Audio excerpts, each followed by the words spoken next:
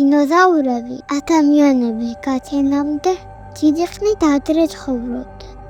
ისინი დედამიწაზე 134 მილიონი წლის წინ დადიოდნენ.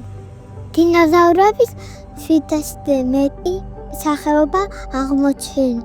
ზოგი დინოზავრი ქათამივით პატარა იყო, ზოგი კი უზარმაზარი. დინოზავრებს ბეჭი არ ჰქონდა. მათი სხეული ხორკლიანი კანით იყო დაფარული.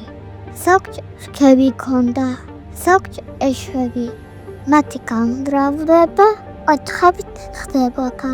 დათვისთვის ზოგი ყვანჭებში იყენებდა, ზოგი კუდს. არსებობს დინოზავრების ორი სახეობა: ხვლიკმენჯა და ფრინველმენჯა. ზოგი ჯიში ბალახის ჭამელი იყო, ზოგი კი ხორცის. დინოზავრის ყველაზე დიდი სახეობა დიპლოდოკია.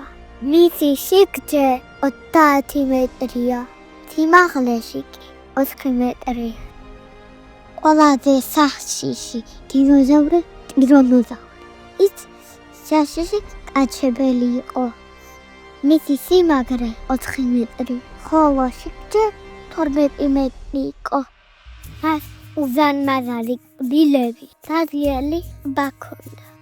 ის გამოირჩეოდა კარგი ყნოშვით და ხედულობით. ტრიცერატოპსი ბალახის ჭამელი იყო. ის ზომით აფრიკული სპილოს ხელა იყო. მას ორი დიდი რქა ჰქონდა, რითაც თავს იცავდა. დინოზავრები საქართველოში ცხოვრობდნენ.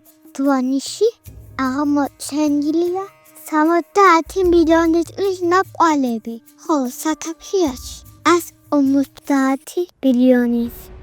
დინოზავრების გადაშენების ორი თეორია არსებობს.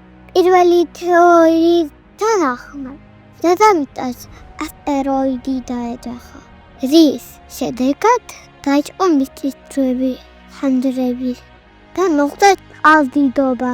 უამრავი ომლის და ტვერის გამო მზის სხივები ვერ აღწევდა, ამიტომ დაიწყო დიდი გამყინვარება.